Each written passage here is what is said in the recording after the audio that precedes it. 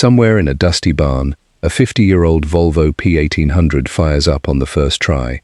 Engineers built this coupe to survive almost anything: icy roads, decades of neglect, owners who never once changed the oil. That same toughness created an unexpected problem for the company. Nothing broke, so nobody returned for a second car. Fewer repairs meant thinner profits, and shrinking margins slowly pushed the automaker to abandon the whole idea. Success worked against itself. Where are you tuning in from tonight? Drop your city below, then let's rewind to 1961, when a small team tried building something nearly indestructible. Gothenburg in 1961 smelled like cold metal and machine oil. Volvo's small design team worked inside a modest studio, sketching a coupe that had to look nothing like the company's boxy sedans. Sweden wanted proof it could build something graceful, not just practical. Pelle Pettersson, a young designer barely out of his 20s, sat at a drafting table, shaping curves that felt almost Italian. His pencil moved slowly across the paper, refining a silhouette that would eventually become the car's signature. Engineers down the hall faced a tougher assignment. Build a body strong enough to survive a Swedish winter without rusting through in 3 years.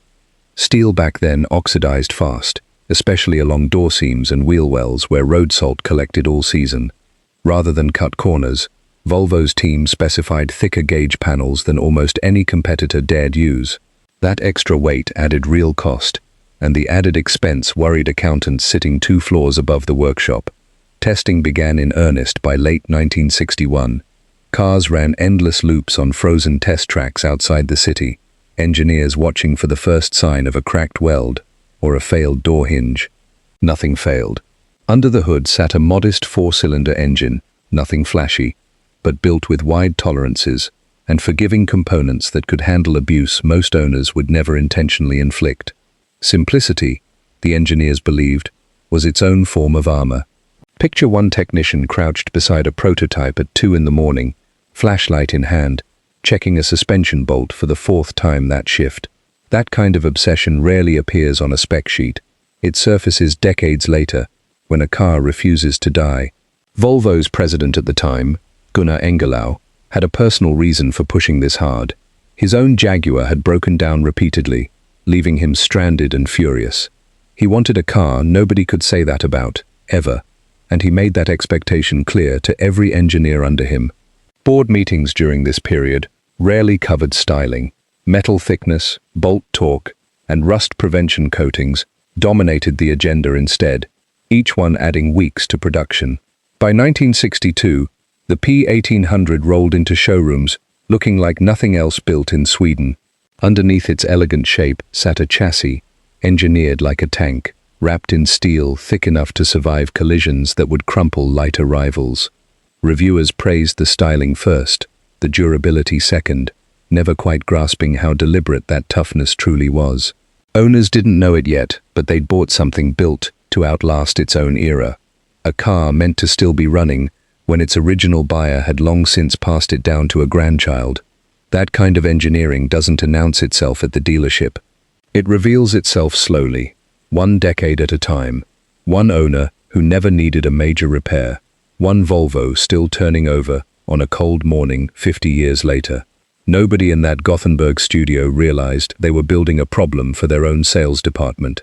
That realization would come later, and it would land harder than anyone expected. That realization landed hard inside Volvo's finance department by the mid-1960s. Sales figures told a strange story. New P1800 orders kept trickling in steadily, but service department revenue barely moved at all. Cars that never broke down never generated repair bills, and those missing bills had always been a dependable source of income for dealerships. Accountants noticed something else too. Warranty claims stayed almost non-existent, which sounded like fantastic news until someone actually calculated what it meant for long-term profit. A car built to run for decades doesn't need replacing every 5 or 6 years. Customers who might have traded in for something newer simply kept driving what they already owned, perfectly satisfied, completely unbothered by the idea of visiting a showroom again anytime soon.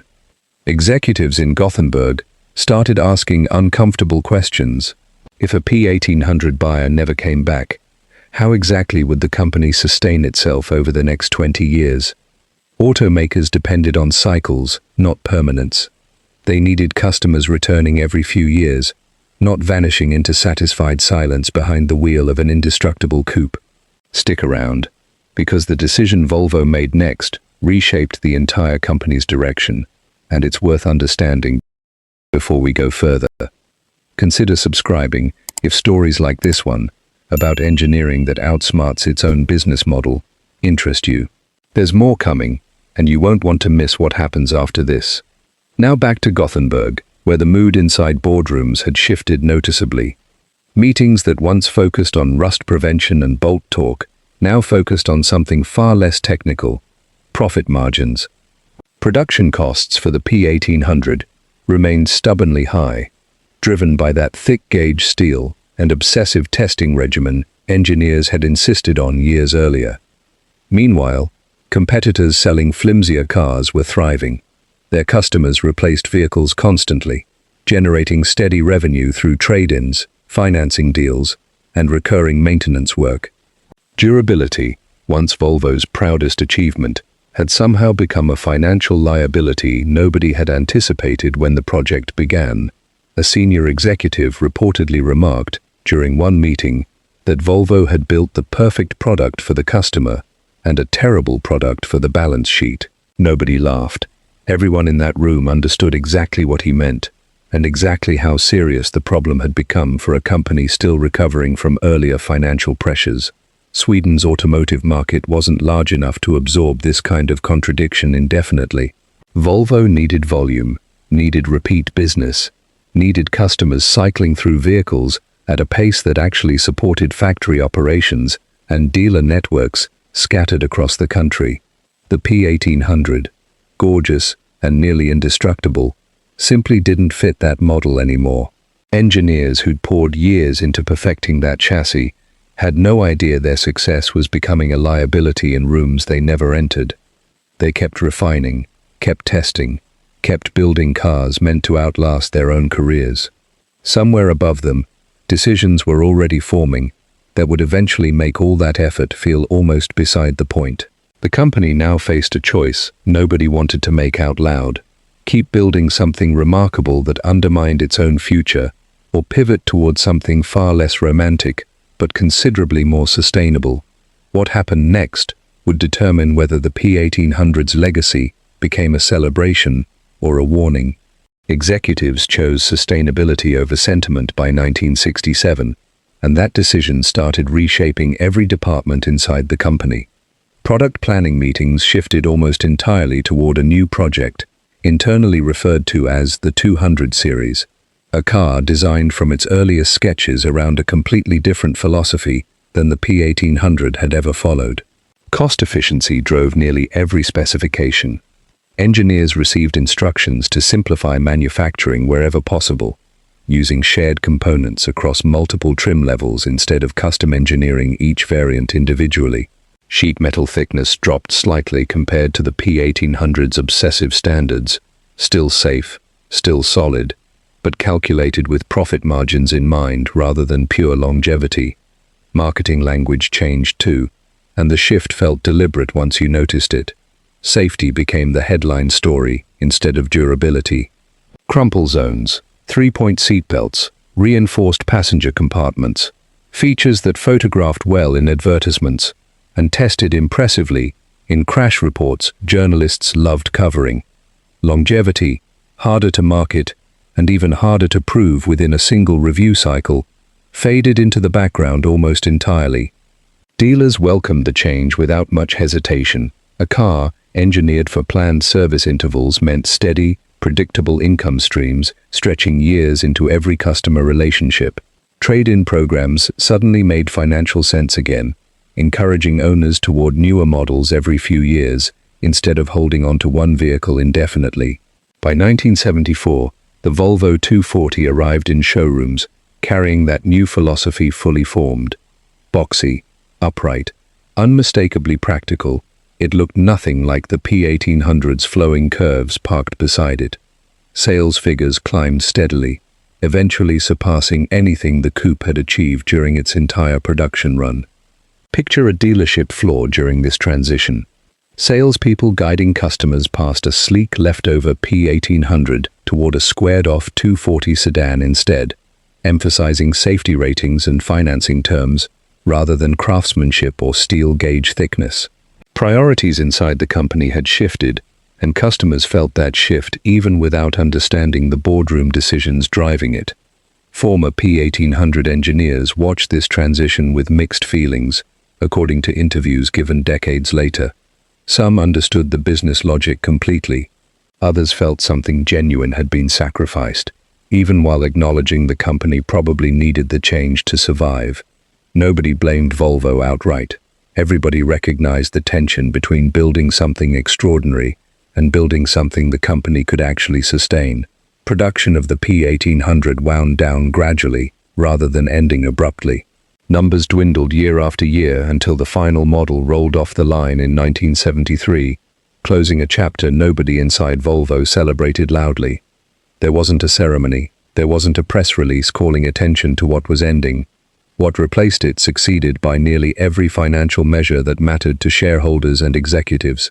Yet something intangible disappeared alongside that transition, something harder to quantify than sales figures or profit margins ever could. The industry had learned an uncomfortable lesson about what happens when a product performs its job too well, and that lesson would echo far beyond one Swedish automaker's decision in 1967. That uncomfortable lesson didn't stay confined to one Swedish boardroom. It spread steadily across the entire manufacturing world, shaping decisions most consumers never noticed happening around them. Companies started designing products with a specific lifespan in mind, not because engineers lacked the skill to build something better, but because something better often meant something less profitable. Economists eventually gave this pattern a name: planned obsolescence, a strategy where products are deliberately engineered to fail or feel outdated within a predictable window, encouraging repeat purchases instead of decades-long loyalty to a single item. Light bulb manufacturers pioneered this thinking back in the 1920s, deliberately shortening bulb lifespans through an internationally coordinated agreement most people have never heard about. Volvo's situation with the P1800 wasn't identical to that light bulb cartel, but the underlying math felt disturbingly similar. Build something too durable, and you accidentally undermine the very business model designed to keep your company alive. Executives everywhere absorbed this lesson over time, folding it into decisions about everything from washing machines to smartphones decades later. Think about your own phone for a moment. Battery life degrades noticeably after roughly 2 years, right around when manufacturers release their next flagship model. Software updates slow older devices down gradually, nudging owners toward upgrading long before the hardware itself actually fails. None of this happens by pure accident. Appliance manufacturers followed a nearly identical script. Washing machines built during the 1960s often ran for 20 years or longer without major repairs. Modern versions, packed with electronic sensors and proprietary parts, frequently fail within 8 to 10 years, right as replacement becomes cheaper than repair. In most calculations customers actually run. Here's what makes the P1800 story genuinely rare though. Volvo never intended to build a business problem.